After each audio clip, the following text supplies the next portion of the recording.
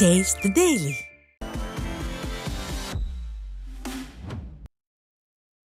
திருவாரூர் மாவட்டம் கீழவந்தாச்சேரியில் மாணவன் இறப்பிற்கு பள்ளி நிர்வாகத்தின் அலட்சியமே காரணம் என குற்றச்சாட்டு எழுந்துள்ளது. நேஷனல் மேல்நிலைப் பள்ளியில் 11ஆம் வகுப்பு படித்து வந்த திலீபன் என்ற மாணவனுக்கு கடந்த டிசம்பரில் பள்ளி மைதானத்தில் ஹாக்கி விளையாடிய போது தலையில் பலத்த அடிபட்டதுடன் கல்லீரலும் பாதிக்கப்பட்ட நிலையில் கடந்த ஆகஸ்டில் பரிதாபமாக உயிரிழந்தார்.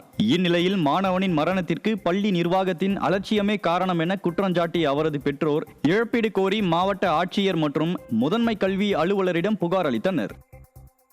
பையனுக்கு ஏதாவது ஒரு நிவாரணம் பெற்றுத்தரணும். இதேமாரி அடுத்த எந்த பள்ளி மாணவனுக்கும் எதுவும் ஏற்படக்கூடாது. இங்கே திருவாரூர் மாவட்ட கலெக்டர் ஆஃபீஸுக்கு வந்திருக்கோம் சார். முதன்மை கல்வி அலுவலகத்துக்கு வந்திருக்கோம். 2 பேர்ட்டும் இன்னைக்கு எங்கள் அக்கா பேருக்கு நடந்த ஒரு அசம்பாவிதம் இனிமேல் எந்த பேருக்கும் நடக்கக்கூடாது. அதேமாரி இவங்க அடிப்படை வாழ்வாதாரத்தை இழந்துட்டு தவிக்கிறாங்க சார். இருந்த நிலத்தையும் வித்துட்டு தான் வைத்தியம் பண்ணாங்க. இன்னைக்கு வாழ வழி இல்லாமல் இவங்க மாற்றுத்திறனாளி, இவங்க ஒரு குடும்ப தலைவி. ஒரு பையன் காலேஜ் படிச்சுட்டு இருக்காரு. இவங்களுக்கு ஒரு வாழ்வாதாரத்தை ஏற்படுத்தி கொடுக்கணும். செங்கல்பட்டு மாவட்டம் செய்யூர் அருகே பட்டப்பகலில் பெயிண்ட் கடையில் அடையாளம் தெரியாத நபர் கல்லாப்பட்டியை உடைத்து பணத்தை திருடிய சிசிடிவி காட்சிகள் வெளியாகி அதிர்ச்சியை ஏற்படுத்தியுள்ளது. கடப்பாக்கம் பகுதியில் பெயிண்ட் கடை நடத்தி வரும் ஜீவா என்பவர் கடையை திறந்து வைத்துவிட்டு அருகே உள்ள தன்னுடைய மற்றொரு கடைக்கு சென்றுள்ளார். அப்போது அடையாளம் தெரியாத நபர் ஒருவர் கல்லாப்பட்டியை உடைத்து 5000 ரூபாய் பணத்தை கொள்ளையடித்து சென்றுள்ளார். சட்டம் ஒழுங்கை பாதுகாக்காமல் கும்பகர்ணனை விட கொடிய தூக்கத்தில் இருக்கும் காவல்துறை மீது சிறிதும் பயமில்லாத காரணத்தினால் துணிகர கொள்ளை சம்பவங்கள் அரங்கேறுவதாக பொதுமக்கள் குற்றம் சாட்டினர்.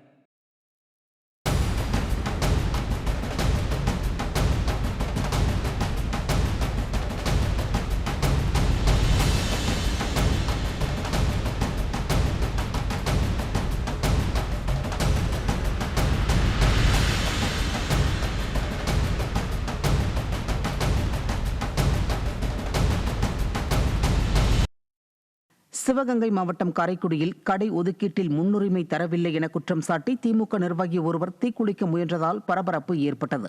பேருந்து நிலைய பகுதியில் பழைய கடைகள் அகற்றப்பட்டு புதிதாக கட்டப்பட்ட நிலையில் ஏற்கனவே கடை வைத்திருந்த தனக்கு கடை ஒதுக்கீட்டில் முன்னுரிமை தரப்படவில்லை என திமுக நிர்வாகி சிதம்பரம் என்பவர் குற்றம் சாட்டினார்.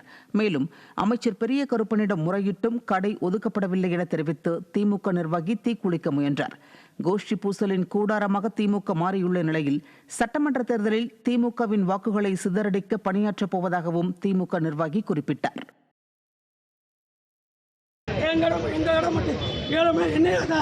ஆட்சி இல்லை என்ன ஆட்சின்னு கேட்குறேன். ஏன்னா எல்லாரும் வர்ற மத்தியில் கடையை ஏழை விடலை, எங்களுக்கு மட்டும் ஏழை விடலை, ஏன் ஏழை விடலை, மற்ற எல்லா கடையும் ஏழை விட்டுட்டோம்ல. இதான் திராவிட மாடல் ஆட்சியா? திராவிட மாடல் ஆட்சியா நான் கேட்குறேன். சிவகங்கை மாவட்டம் மானாமதுரை நகராட்சியின் 2வது வார்டு பகுதியில் நகராட்சி பொறியாளர் முறைகேட்டில் ஈடுபடுவதாக திமுக நகர்மன்ற துணைத் தலைவர் தர்ணாவில் ஈடுபட்டார். நகராட்சி அலுவலகத்தில் அமர்ந்து தர்ணாவில் ஈடுபட்ட திமுக நகர்மன்ற துணைத் தலைவர் பாலசுந்தரம் நகராட்சி பொறியாளர் முறைகேட்டில் ஈடுபடுவதாகவும் தரமற்ற முறையில் சாலைகளை அமைப்பதாகவும் குற்றம் சாட்டினார். திறனற்ற திமுக ஆட்சியில் நடைபெறும் சீர்கேடுகளையும் முறைகேடுகளையும் அக்கட்சியினரே அம்பலப்படுத்தி வருகின்றனர். ஆன்லைன்ல போட்டிருக்கோம் சொல்லக்கூடிய பேக்கேஜ்ன்ற பேர்ல இவங்க செஞ்சுக்கிட்டு இருக்க எல்லாம் முறைகேடு தான். நகர்மன்ற பொறியாளர் தான் இதுக்கு காரணம். திருவண்ணாமலை மாவட்டம் மேல்சங்கத்தில் ஊர்காவல்படை காவலர் இறப்பில் மர்மம் இருப்பதாக கூறி தர்ணா போராட்டம் நடைபெற்றது. ஊர்காவல்படையில் பணிபுரிந்து வந்த சுரேஷ் என்பவர் செங்கம் மத்திய மாநில விவசாய பண்ணையில் உள்ள வனக்காவலர்கள் குடியிருப்பில் மர்மமான முறையில் தூக்கில் தொங்கிய நிலையில் இறந்து கிடந்தார். இந்த நிலையில் அவரது இறப்புக்கு 4 பேர் மீது சந்தேகம் இருப்பதாக புகார் அளித்தும் அது தொடர்பாக உரிய நடவடிக்கை எடுக்காததை கண்டித்து அவரது உறவினர்கள் காவல் நிலையத்தில் தர்ணாவில் ஈடுபட்டனர். திமுக ஆட்சியில் சந்தேக மரணங்கள் தொடர்ந்து அதிகரித்து வருவதாக விமர்சனம் வலுத்துள்ளது. கடலூர் மாவட்டம் விருத்தாச்சலத்தில் புதிதாக போடப்பட்ட தார் சாலையில் விரிசல் ஏற்பட்டுள்ளதால் வாகன ஓட்டிகள் அவதி அடைந்துள்ளனர். ஆலடி வளைவு பகுதியில் இருந்து பண்ணை தோட்டம் வரை கடந்த சில மாதங்களுக்கு முன்பு புதிதாக போடப்பட்ட தார் சாலை விரிசல் ஏற்பட்டு சேதமடைந்துள்ளது. இதனால் வாகனங்களை இயக்குவதில் சிரமம் ஏற்படுவதாக தெரிவிக்கும் வாகன ஓட்டிகள் தரமற்ற சாலையை அமைத்த ஒப்பந்ததாரர் மீது கடும் நடவடிக்கை எடுக்க வலியுறுத்தியுள்ளனர்.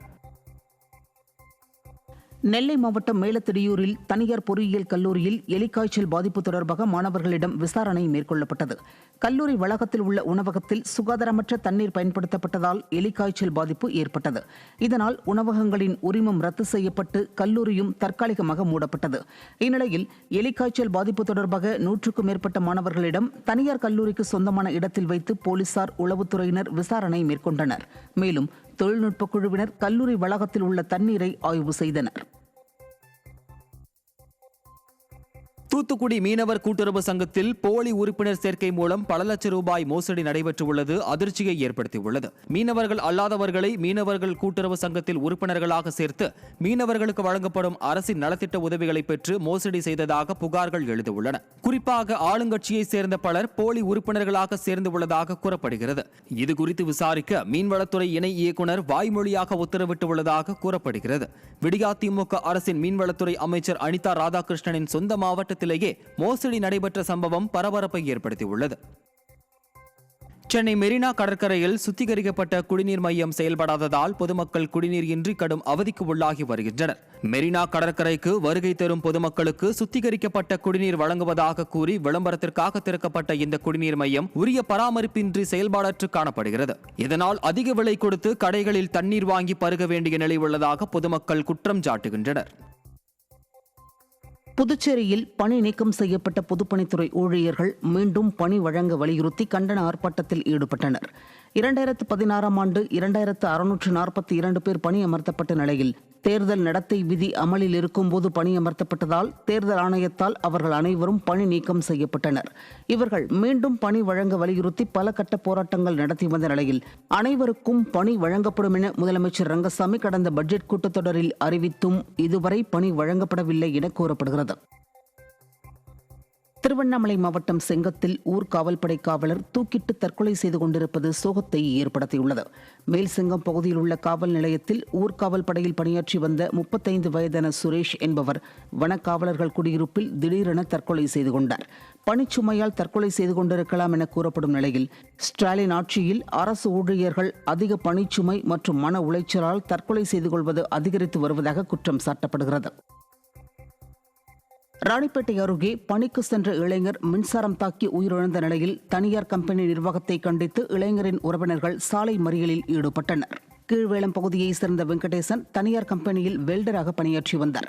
பணியில் ஈடுபட்டிருந்த போது எதிர்பாராத விதமாக மின்சாரம் தாக்கியதாகவும் மருத்துவமனைக்கு கொண்டு செல்லும் வழியில் அவர் உயிரிழந்ததாகவும் கூறப்படுகிறது.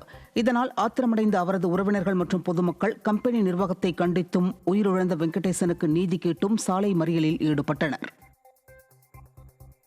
வேலூர் மாவட்டம் அணைக்கட்டு அருகே கர்ப்பிணியை அழைத்துச் சென்ற ஆம்புலன்ஸ் சேற்றில் சிக்கிய நிலையில் அதனை கயிறு கட்டி மீட்ட வீடியோ காட்சி வெளியாகியுள்ளது. குடிகம் மலை கிராமத்தைச் சேர்ந்த ரோஜா என்ற பெண்ணை பிரசவத்திற்காக 108 ஆம்புலன்ஸில் ஒடுக்கத்தூர் மருத்துவமனைக்கு அழைத்துச் சென்றுள்ளனர். வனத்துறையினர் அமைத்துள்ள தரமற்ற சாலையில் ஆம்புலன்ஸ் சென்றபோது எதிர்பாராத விதமாக சேற்றில் சிக்கியுள்ளது. இதையடுத்து கயிறு கட்டி ஆம்புலன்ஸை மீட்டு வேறு வழியாக சென்றபோது ஆம்புலன்ஸிலேயே ரோஜாவுக்கு ஆண் குழந்தை பிறந்துள்ளது. வனத்துறையினர் அமைத்த தரமற்ற சாலையே இது போன்ற அசம்பாவிதங்களுக்கு காரணம் என மலை கிராம மக்கள் குற்றம் சாட்டினர். மதுரை மாவட்டம் உசிலம்பட்டி அருகே ஆணையூரில் சிவனடியார்கள் தூர்வாரிய கோயில் தெப்பத்தை மீண்டும் தூர்வார 55 லட்சம் ரூபாய் நிதி ஒதுக்கி இந்து சமய அறநிலையத்துறை மக்களின் வரி பணத்தை வீணாக்குவதாக குற்றச்சாட்டு எழுந்துள்ளது. ஐராவதேஸ்வரர் கோயில் தெப்பத்தில் கடந்த 2 ஆண்டுகளுக்கு முன்பு சிவனடியார்கள் 90% உழவார பணிகளை மேற்கொண்டனர். இந்நிலையில் மீதமுள்ள 10% பணிகளுக்காக 55 லட்சம் ரூபாய் ஒதுக்கீடு செய்து விடிய அரசின் இந்து சமய அறநிலையத்துறை முறைகேடு செய்வதாக மக்கள் குற்றம் சாட்டுகின்றனர். நாங்க ஏற்கனவே உழவார பண்ணி பார்த்ததை மேப்பூச்சி பூசி இருக்காங்க.